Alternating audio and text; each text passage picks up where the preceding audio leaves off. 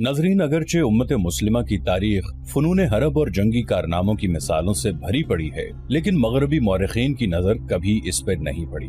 मौरखीन को Napoleon Bonaparte, Julius कैसर और Genghis Khan के अलावा कुछ नजर नहीं आता। अगरचे ये जर्नैल भी अपनी जगह फन्ने हर्ब के माहिर थे और उन्होंने बड़े बड़े दुश्मनों को शिकस्त दी थी, लेकिन तारीख इस्लाम का एक ऐसा जर्नैल भी है जिसका तज़किरा दुनिया की जंगी तारीख में लाजमी होना चाहिए। उस नडर और नाकाबिल शिकस्त जर्नैल का नाम खालिद बिन वलीद रज़ियल्लाहु अन्हु है। खालिद बिन वलीद रज़ियल्लाहु अन्हु की बेमिसाल कामयाबियों की वजह से रसूलुल्लाह सल्लल्लाहु अलैहि वसल्लम ने सैफुल्लाह यानी अल्लाह की तलवार के लक़ब से नवाजा था।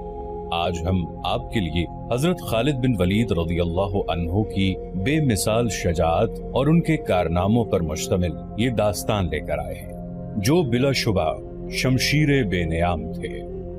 लेकिन नाजरीन, वीडियो में आगे बढ़ने से पहले आपसे दरखास्त है कि हमारे इस चैनल को सब्सक्राइब कर लें और वीडियो के नीचे मौजूद बेल आइकन को जरूर क्लिक कर लें ताकि हमारी नई आने वाली वीडियोस आपके पास बर वक्त पहुंच सकें। वो मुसाफिर अरब के सहरा में अकेला चला जा रहा था।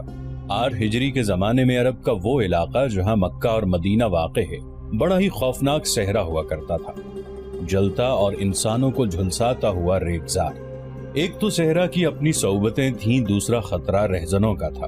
मुसाफिर काफिलों की सूरत सफर किया करते थे, लेकिन ये मुसाफिर अकेला चला जा रहा था। वो आला नस्ल के जंगी घोड़े पर सवार था। उसकी जिरा घोड़े की जीन के साथ बंधी हुई थी। उसकी कमर से तलवार लटक रही थी और उसके हाथ में बर्छी थी। उस जमाने में मर्दों के कद दराज, सीने चौड़े और जिस्म गठे हुए होते थे। ये अकेला मुसाफिर भी उन्हीं मर्दों में से था, लेकिन जिस अंदाज से वो घोड़े की पीठ पे बैठा था उससे पता चलता था कि वो शहसवार है और वो कोई मामूली आदमी नहीं। उसके चेहरे पे खौफ का हल्का सा भी तासुर नहीं था कि रहजन उसे लूट लेंगे, उससे इतनी अच्छी नस्ल का घोड़ा छीन लेंगे और उसे पैदल सफर करना पड़ेगा। लेकिन उसके चेहरे पे जो तासुर था वो कुदरती नहीं था। वो कुछ सोच रहा था, यादों से दिल बहला रहा था या कुछ यादों को जहन में दफन करने की कोशिश कर रहा था। आगे एक घाटी आ गई। घोड़ा चढ़ता चला गया। खासी बुलंदी पर जाकर जमीन हमवार हुई। सवार ने घोड़ा रोककर उसे घुमाया और रकाबों पर खड़े होकर पीछे देखा। उसे मक्का नजर न आया। मक्का उफक के नीचे चला गया था। अबू सुलेमान, उसे जैसे आवाज सुनाई दी हो, अब पीछे ना देखो, मक्का को जहन से उतार दो। तुम मर्दे मैदान हो, अपने आप को 2 हिस्सों में ना कटने दो। अपने फैसले पर कायम रहो, तुम्हारी मंजिल मदीना है। उसने मक्का की समत से निगाहें हटा ली, घोड़े का रुख मदीना की तरफ किया और बाग को हल्का सा झटका दिया। घोड़ा अपने सवार के इशारे समझता था। नपीतुली चाल चल पड़ा। सवार की उम्र 43 बरस, लेकिन वो अपनी उम्र से जवान लगता था। सुलेमान उसके बेटे का नाम था। उसके बाप का नाम अल वलीद था, लेकिन सवार ने खालिद बिन वलीद की बजाय अबू सुलेमान कहलाना ज्यादा पसंद किया। उसे मालूम न था कि तारीख उसे खालिद बिन वलीद के नाम से याद रखेगी और ये नाम इस्लाम की अस्करी रिवायात और जज्बे का दूसरा नाम बन जाएगा। मगर 43 बरस की उम्र में जब खालिद मदीना की तरफ जा रहा था, उस वक्त वो मुसलमान नहीं था। छोटी छोटी झड़पों के अलावा वो मुसलमानों के खिलाफ 2 बड़ी जंगे, जंगे ओहद और जंगे खंदक लड़ चुका था। जब रसूल करीम सल्लल्लाहु अलैहि वसल्लम पर 610 ईस्वी बरोज सोमवार पहली वही नाजिल हुई, उस वक्त खालिद की उम्र 24 साल थी। उस वक्त तक वो अपने कबीले बनु मखजूम की अस्करी कुव्वत का कायद बन चुका था। बनु मखजूम का शुमार कुरैश के चंद एक मुअज़्ज़ज़ खानदानों में होता था। कुरैश के अस्करी उमूर इसी खानदान के सुपुर्द थे। कुरैश खालिद के बाप अल वलीद के अहकाम और फैसले मानते थे। 24 बरस की उम्र में यह हैसियत खालिद को भी हासिल हो गई थी, मगर इस हैसियत को ठुकराकर खालिद अबू सुलेमान मदीने को जा रहा था। वो महसूस करता जैसे उसकी जात से कोई कुव्वत उसे पीछे को घसीट रही हो। जब वो इस कुव्वत के असर को महसूस करता तो उसकी गर्दन पीछे को मुड़ जाती, लेकिन उसकी अपनी जात से एक आवाज उठती, आगे देख खालिद, तू वलीद का बेटा तो है लेकिन वो मर गया है। अब तू सुलेमान का बाप है, वो जिंदा है। उसके जहन में 2 नाम अटक गए, मोहम्मद रसूलुल्लाह सल्लल्लाहु अलैहि वसल्लम जो एक नया दीन लेकर आए थे, और अल वलीद जो खालिद का बाप और आप सल्लल्लाहु अलैहि वसल्लम के नए दीन का बहुत बड़ा दुश्मन था। बाप ये दुश्मनी वर्षे के तौर पर खालिद के हवाले करके दुनिया से उठ गया था। خالد کے گھوڑے نے پانی کی مشک پر اپنے آپ ہی رخ بدل لیا تھا۔ خالد نے ادھر ادھر دیکھا، اسے گول دائرے میں کھجوروں کے درخت اور صحرا کے جھاڑی نما درخت نظر آئے۔ گھوڑا ادھر ہی جا رہا تھا۔ نخلستان میں داخل ہو کر خالد گھوڑے سے کود گیا۔ امامہ اتار کر وہ پانی کے کنارے دو زانوں ہو گیا۔ اس نے پانی چلو بھر بھر کر اپنے سر پر ڈالا اور 2-4 چھینٹے منہ پر پھینکے۔ اس کا گھوڑا پانی پی رہا تھا۔ خالد نے اس چشمے سے پانی پیا جو صرف انسانوں کے استعمال کے لیے تھا۔ یہ ایک چھوٹا سا جنگل تھا۔ خالد نے گھوڑے کی زین اتاری اور زین کے ساتھ بندی ہوئی چھوٹی سی ایک دری کھول کر جھاڑی نما درختوں کے جھنڈ تلے بچھائی اور لیٹ گیا۔ وہ تھک گیا تھا، تھوڑی دیر کے لیے سو جانا چاہتا تھا، مگر اس کے ذہن میں یادوں کا جو قافلہ چل پڑا تھا وہ اسے سونے نہیں دے رہا تھا۔ اسے 7 سال پہلے کا ایک دن یاد آیا جب اس کی عزیزوں نے محمد رسول اللہ صلی اللہ علیہ وآلہ وسلم کو قتل کرنے کا منصوبہ بنایا تھا۔ اس منصوبے میں خالد کا باپ الولید پیش تھا۔ وہ ستمبر 622 عیسوی کی ایک رات تھی۔ قریش نے رسول خدا صلی اللہ علیہ وآلہ وسلم کو سوتے میں قتل کرنے کے لیے ایسے آدمی چنے تھے جو انسانوں کے روپ میں وحشی اور درندے تھے۔ خالد قریش کے سرکردہ خاندان کا جوان تھا۔ اس وقت اس کی عمر 27 سال تھی۔ وہ حضور صلی اللہ علیہ وآلہ وسلم کے قتل کی سازش میں شریک تھا، لیکن وہ قتل کیے جانے والوں کے گروہ میں شامل نہیں تھا۔ اسے 7 سال پہلے کی وہ رات گزرے ہوئے کل کی طرح یاد تھی۔ وہ اس قتل پر خوش بھی تھا اور ناخوش بھی۔ خوش اس لیے کہ اس کے اپنے قبیلے کے ہی ایک آدمی نے اس کے مذہب کو، جو بت پرستی تھی، باطل کہہ دیا اور اپنے آپ کو خدا کا پیغمبر کہہ دیا۔ ایسے دشمن کے قتل پر خوش ہونا فطری بات تھی، اور وہ ناخوش اس لیے تھا کہ وہ اپنے دشمن کو للکار کر آمنے سامنے کی لڑائی لڑنے کا قائل تھا۔ اس نے سوئے ہوئے دشمن کو قتل کرنے کی کبھی سوچی ہی نہیں تھی۔ بہرحال اس نے اس سازش کی مخالفت نہیں کی، لیکن قتل کی رات جب قاتل رسول خدا کو مقررہ وقت پر قتل کرنے گئے تو آپ صلی اللہ علیہ وآلہ وسلم کا مکان خالی تھا۔ وہاں گھر کا سامان بھی نہیں تھا، نہ آپ صلی اللہ علیہ وآلہ وسلم کا گھوڑا تھا، نہ اونٹنی۔ قریش اس امید پر سوئے ہوئے تھے کہ صبح انہیں خوشخبری ملے گی کہ ان کے مذہب کو جھٹلانے اور انہیں اپنے نئے مذہب کی طرف بلانے والا قتل ہو گیا ہے، مگر صبح وہ ایک دوسرے کو مایوسی کے عالم میں دیکھ رہے تھے۔ پھر وہ سرگوشیوں میں ایک دوسرے سے پوچھنے لگے، محمد کہاں گیا؟ رسول خدا صلی اللہ علیہ وآلہ وسلم قتل کے وقت سے بہت پہلے اپنے قتل کی سازش سے آگاہ ہو کر یثرب یعنی مدینہ کو ہجرت کر گئے تھے۔ صبح تک آپ صلی اللہ علیہ وآلہ وسلم بہت دور نکل گئے تھے۔ خالد کے ذہن سے یادیں پھوٹتی چلی آ رہی تھی۔ ذہن پیچھے ہی پیچھے ہٹتے ہٹتے 16 برس دور جا نکلا۔ 613 عیسوی کی ایک شام رسول کریم صلی اللہ علیہ وآلہ وسلم نے قریش کے چند ایک سرکردہ افراد کو اپنے ہاں کھانے پر مدعو کیا۔ کھانے کے بعد رسول کریم صلی اللہ علیہ وآلہ وسلم نے اپنے مہمانوں سے کہا، اے بنی عبد المطلب، میں تمہارے سامنے جو تحفہ پیش کرنے لگا ہوں وہ عرب کا کوئی اور شخص پیش نہیں کر سکتا، اس لیے کہ اللہ نے مجھے منتخب کیا ہے۔ مجھے اللہ نے حکم دیا ہے کہ تمہیں ایک ایسے مذہب کی طرف بلاؤں جو تمہاری دنیا کے ساتھ ساتھ تمہاری عاقبت بھی آسودہ اور مسرور کر دے گا۔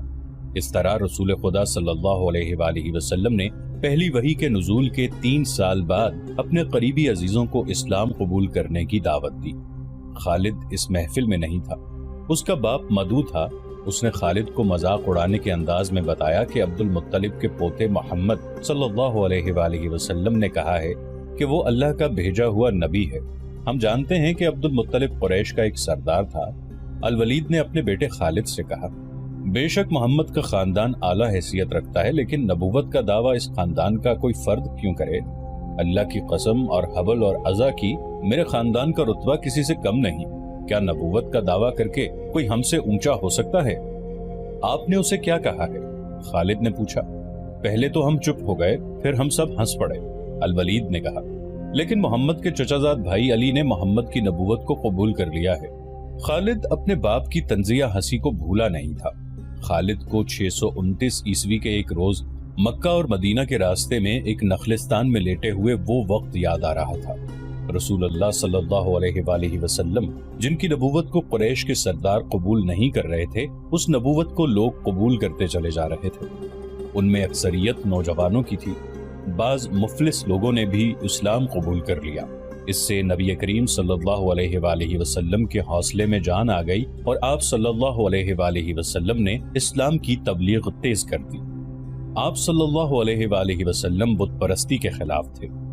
مسلمان ان 360 بتوں کا مذاق اڑاتے تھے جو کعبے کے اندر اور باہر رکھے ہوئے تھے۔ طلوع اسلام سے پہلے عرب ایک خدا کو مانتے تھے اور پوجتے ان بتوں کو تھے۔ انہیں وہ دیویاں اور دیوتا کہا کرتے تھے اور انہیں اللہ کے بیٹے اور بیٹیاں مانتے تھے۔ وہ ہر بات میں اللہ کی قسم کھاتے تھے۔ قریش نے دیکھا کہ محمد صلی اللہ علیہ وآلہ وسلم کے جس دین کا انہوں نے مذاق اڑایا تھا وہ مقبول ہوتا جا رہا ہے، تو انہوں نے آپ صلی اللہ علیہ وآلہ وسلم کی تبلیغی سرگرمیوں کے خلاف محاذ بنا لیا اور مسلمانوں کا جینا حرام کر دیا۔ خالد کو یاد آ رہا تھا کہ اس نے اللہ کے رسول صلی اللہ علیہ وآلہ وسلم کو گلیوں اور بازاروں میں لوگوں کو اکٹھا کر کے انہیں اسلام قبول کرنے کی دعوت دیتے اور بتاتے دیکھا تھا کہ بت انہیں نہ فائدہ دے سکتے ہیں نہ نقصان۔ عبادت کے لائق صرف اللہ ہے جو وحدہ لا شریک ہے۔ رسول خدا صلی اللہ علیہ وآلہ وسلم کی مخالفت کے قائد قریش کے 4 سردار تھے۔ ایک تو خالد کا باپ الولید تھا، دوسرا نبی کریم صلی اللہ علیہ وآلہ وسلم کا اپنا چچا ابو لہب تھا، تیسرا ابو سفیان اور چوتھا ابو الحکم تھا جو خالد کا چچا زاد بھائی تھا۔ مسلمانوں پر سب سے زیادہ ظلم و تشدد اسی شخص نے کیا تھا۔ وہ جہالت کی حد تک کینہ پرور اور مسلم کش تھا، اسی لیے مسلمان اسے ابو جہل کہنے لگے تھے۔ یہ نام اتنا عام ہوا کہ لوگ جیسے اس کا اصل نام ہی بھول گئے ہوں۔ تاریخ نے بھی اس پستہ قد، بھینگے اور لوہے کی طرح مضبوط آدمی کو ابو جہل کے نام سے ہی یاد رکھا ہے۔ خالد کو یہ یادیں پریشان کرنے لگی، شاید شرمسار بھی۔ قریش کے لوگوں نے رسول خدا صلی اللہ علیہ وآلہ وسلم کے گھر میں کئی بار غلاظت پھینکی تھی۔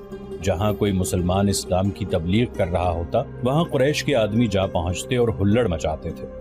بد اخلاق اور دھتکارے ہوئے آدمیوں کو رسول خدا صلی اللہ علیہ وآلہ وسلم کو پریشان کرتے رہنے کے کام پر لگا دیا گیا تھا۔ خالد کو یہ اطمینان ضرور تھا کہ اس کے باپ نے محمد صلی اللہ علیہ وآلہ وسلم کے خلاف ایسی کوئی گھٹیا حرکت نہیں کی تھی۔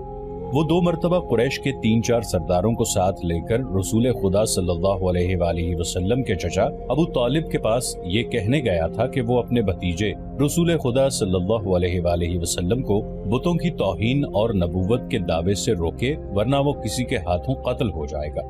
ابو طالب نے ان لوگوں کو دونوں مرتبہ ٹال دیا تھا۔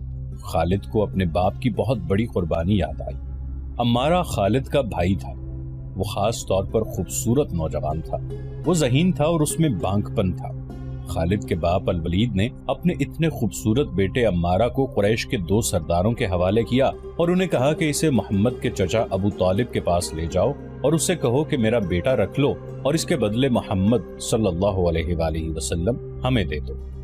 خالد اپنے باپ کے اس فیصلے پر کانپ اٹھا تھا، اور جب اس کا بھائی عمارہ دونوں سرداروں کے ساتھ چلا گیا تھا تو خالد تنہائی میں جا کر رویا تھا۔ ابو طالب، سرداروں نے عمارہ کو رسول کریم صلی اللہ علیہ وآلہ وسلم کے چچا کے آگے کر کے کہا، اسے تم جانتے ہو، یہ عمارہ بن الولید ہے۔ تم یہ بھی جانتے ہوگے کہ بنو ہاشم نے، جس کے تم سردار ہو، ابھی تک اس جیسا سجیلا اور عقل مند جوان پیدا نہیں کیا۔ یہ ہم ہمیشہ کے لیے تمہارے حوالے کرنے آئے ہیں۔ اسے اپنا بیٹا بنا کر رکھو گے تو یہ تمام عمر فرما بردار رہے گا، اور اگر اسے اپنا غلام بناؤ گے تو قسم ہے اللہ کی تم پر اپنی جان بھی قربان کر دے گا۔ مگر تم اسے میرے حوالے کیوں کر رہے ہو؟ ابو طالب نے پوچھا۔ کیا بنو مخزوم کی ماؤں نے اپنے بیٹوں کو نیلام کرنا شروع کر دیا ہے؟ کہو اس کی کتنی قیمت چاہتے ہو؟ اس کے عوض ہمیں اپنا بھتیجا محمد صلی اللہ علیہ وآلہ وسلم دے دو۔ قریش کے ایک سردار نے کہا، تمہارا یہ بھتیجا تمہاری رسوائی کا باعث بن گیا ہے۔ اس نے تمہارے آباء و اجداد کے مذہب کو رد کر کے نیا مذہب بنا لیا ہے۔ کیا تم دیکھ نہیں رہے کہ اس نے قبیلے میں آدمی کو آدمی کا دشمن بنا دیا ہے؟ تم میرے بھتیجے کو لے جا کر کیا کرو گے؟ قتل۔ قریش کے دوسرے سردار نے جواب دیا، ہم محمد صلی اللہ علیہ وآلہ وسلم کو قتل کریں گے۔ یہ بے انصافی نہیں ہوگی۔ تم دیکھ رہے ہو کہ ہم تمہارے بھتیجے کے بدلے تمہیں اپنا بیٹا دے رہے ہیں۔ یہ بہت بڑی بے انصافی ہوگی۔ ابو طالب نے کہا، تم میرے بھتیجے کو قتل کرو گے اور میں تمہارے بیٹے کو پالوں گا اور اس پر خرچ کروں گا اور اسے بہت اچھی زندگی دوں گا۔ تم میرے پاس کیسا انصاف لے کر آئے ہو؟ میں تمہیں عزت سے رخصت کرتا ہوں۔ خالد نے جب اپنے بھائی کو وہ اپنے سرداروں کے ساتھ واپس آتے دیکھا اور سرداروں سے سنا کہ ابو طالب نے یہ سودا قبول نہیں کیا تو خالد کو دلی مسرت ہوئی تھی۔ محمد صلی اللہ علیہ وآلہ وسلم کا تم نے کیا بگاڑ دیا تھا ابو سلیمان؟ خالد کی ذات سے ایک سوال اٹھا۔ اس نے خیالوں ہی خیالوں میں سر ہلایا اور دل ہی دل میں کہا، کچھ نہیں، بے شک محمد صلی اللہ علیہ وآلہ وسلم کا جسم طاقتور ہے، لیکن رکانہ بن عبد یزید جیسے پہلوان کو اٹھا کر پٹخنے کے لیے صرف جسمانی طاقت کافی نہیں۔ رکانہ بن عبد یزید رسول کریم صلی اللہ علیہ وآلہ وسلم کا چچا تھا جس نے اسلام قبول نہیں کیا تھا۔ یہ عرب کا مانا ہوا پہلوان تھا۔ نامی گرامی پہلوان آئے جنہیں اس نے ایک ہی داؤ میں پٹخ کر اٹھنے کے قابل نہ چھوڑا۔ وہ وحشی انسان تھا، صرف لڑنا مارنا جانتا تھا۔ خالد کو وہ وقت یاد آنے لگا جب مسلمانوں کو دکھ کرنے والے 3-4 آدمیوں نے ایک دن رکانہ پہلوان کو خوب کھلایا پلایا اور اس سے کہا کہ تمہارا بھتیجا محمد صلی اللہ علیہ وآلہ وسلم کسی کے ہاتھ نہیں آتا، نہ اپنی تبلیغ سے باز آتا ہے، نہ کسی سے ڈرتا ہے، اور لوگ اس کی باتوں کے جادو میں آتے چلے جا رہے ہیں۔ کیا تم اسے سیدھا نہیں کر سکتے؟ کیا تم میرے ہاتھوں اس کی ہڈیاں توڑوانا چاہتے ہو؟ رکانہ نے اپنے چہرے پر مست بحثے کا تاثر پیدا کر کے تکبر کے لہجے میں کہا تھا، لاؤ اسے میرے مقابلے پہ، لیکن وہ میرا نام سن کر مکہ سے بھاگ جائے گا۔ نہیں نہیں، میں اس کے ساتھ لڑنا اپنی توہین سمجھتا ہوں۔ اس نے اکسانے والے آدمیوں کی بات نہ مانی۔ وہ کسی پہلوان کو اپنے برابر سمجھتا ہی نہیں تھا۔ مسلمانوں کے دشمن خاموش ہو گئے، لیکن سوچتے رہے کہ رسول خدا صلی اللہ علیہ وآلہ وسلم کو رکانہ کے ہاتھوں گرا کر آپ صلی اللہ علیہ وآلہ وسلم کا تماشا بنایا جائے۔ مکہ کے یہودی خاص طور پر رسول اکریم صلی اللہ علیہ وآلہ وسلم کے دشمن تھے، لیکن وہ کھل کر میدان میں نہیں آتے تھے۔ وہ خوش تھے کہ اہل قریش آپس میں بٹ کر ایک دوسرے کے دشمن ہو گئے ہیں۔ انہیں پتہ چل گیا کہ قریش کے کچھ آدمیوں نے رکانہ پہلوان کو اکسایا ہے کہ وہ رسول خدا صلی اللہ علیہ وآلہ وسلم کو کشتی کے لیے للکارے، لیکن وہ نہیں مان رہا تھا۔ ایک روز رکانہ رات کے وقت ایک گلی سے گزر رہا تھا کہ اس کے قریب سے ایک بڑی حسین اور جوان لڑکی گزری۔ چاندنی رات میں لڑکی نے رکانہ کو پہچان لیا اور مسکرائی۔ رکانہ وحشی تھا، وہ رک گیا اور لڑکی کا راستہ روک لیا۔ کیا تم جانتی ہو کہ عورت مرد کی طرف دیکھ کر مسکراتی ہے تو اس کا مطلب کیا ہوتا ہے؟ رکانہ پہلوان نے پوچھا۔ کون ہو تم؟ اس کا مطلب یہ ہوتا ہے کہ عورت اس مرد کو چاہتی ہے، اس جوان لڑکی نے جواب دیا۔ میں سبت بنت ارمن ہوں۔ او، ارمن یہودی کی بیٹی؟ رکانہ نے کہا اور لڑکی کے کندھوں پر ہاتھ رکھ کر اسے اپنے قریب کر کے بولا، کیا میرا جسم تجھے اتنا اچھا لگتا ہے اور کیا میری طاقت؟ تمہاری طاقت نے مجھے مایوس کر دیا ہے، سبت نے پیچھے ہٹتے ہوئے کہا۔ تم اپنے بھتیجے محمد سے ڈرتے ہو؟ کون کہتا ہے؟ رکانہ نے گرج کر پوچھا۔ سب کہتے ہیں، سبت نے کہا۔ پہلے محمد کو گراؤ، میں اپنا جسم تمہیں انعام میں دوں گی۔ اللہ کے بیٹوں اور بیٹیوں کی قسم، تیری بات پوری کر کے تیرے سامنے آؤں گا، رکانہ نے کہا۔ لیکن تو نے غلط سنا ہے کہ میں محمد سے ڈرتا ہوں۔ بات یہ ہے کہ میں اپنے سے کمزور کے ساتھ لڑنا اپنی توہین سمجھتا ہوں، لیکن تیری بات پوری کروں گا۔ مشہور مورخ ابن حشام نے لکھا ہے کہ رسول کریم صلی اللہ علیہ وآلہ وسلم نے خود رکانہ پہلوان کو کشتی کے لیے للکارا تھا، لیکن دوسرے مورخ ابن الاسیر نے جو شہادت پیش کی ہے وہ صحیح ہے کہ رکانہ نے محمد صلی اللہ علیہ وآلہ وسلم کو کشتی کے لیے للکارا اور اس نے کہا، میرے بھائی کے بیٹے، تم بڑے دل اور بڑی جرت والے آدمی ہو۔ میں یہ بھی جانتا ہوں کہ تم جھوٹ بولنے سے نفرت کرتے ہو، لیکن مرد کی جرت اور صداقت کا پتہ اکھاڑے میں چلتا ہے۔ آؤ میرے مقابلے میں اکھاڑے میں اترو۔ اگر مجھے گرا لو تو میں تمہیں اللہ کا بھیجا ہوا نبی مان لوں گا، اللہ کی قسم تمہارا مذہب قبول کر لوں گا، لیکن یہ ایک بھتیجے اور چچا کی کشتی نہیں ہوگی۔ رسول خدا صلی اللہ علیہ وآلہ وسلم نے رکانہ کی للکار کے جواب میں کہا، ایک بت پرست اور سچے دین کے ایک پیغمبر کی لڑائی ہوگی، تو ہار گیا تو اپنا وعدہ نہ بھول جانا۔ مکہ میں یہ خبر صحرا کی آندھی کی طرح پھیل گئی کہ رکانہ پہلوان اور محمد صلی اللہ علیہ وآلہ وسلم کی کشتی ہوگی اور جو ہار جائے گا وہ جیتنے والے کا مذہب قبول کر لے گا۔ قریش کا بچہ بچہ، مرد و زن اور یہودی ہجوم کر کے آ گئے۔ مسلمانوں کی تعداد بہت تھوڑی تھی، وہ تلواروں اور برچھیوں سے مسلح ہو کر آئے، کیونکہ انہیں خطرہ محسوس ہو رہا تھا کہ قریش کشتی کو بہانہ بنا کر رسول خدا صلی اللہ علیہ وآلہ وسلم کو قتل کر دیں گے۔ عرب کا سب سے زیادہ طاقتور اور وحشی پہلوان رکانہ بن عبد یزید رسول کریم صلی اللہ علیہ وآلہ وسلم کے مقابلے پہ اترا۔ اس نے رسول خدا صلی اللہ علیہ وآلہ وسلم پر تنزیہ نظر ڈالی اور آپ صلی اللہ علیہ وآلہ وسلم پر پھپتی کسی۔ آپ صلی اللہ علیہ وآلہ وسلم مکمل خاموشی اور اطمینان سے رکانہ کی آنکھوں میں آنکھیں ڈال کر دیکھتے رہے کہ وہ بے خبری میں کوئی داؤ نہ کھیل جائے۔ رکانہ آپ صلی اللہ علیہ وآلہ وسلم کے ارد گرد یوں گھوما جیسے شیر اپنے شکار کے ارد گرد گھوم گیا ہو اور اب اسے کھا جائے گا۔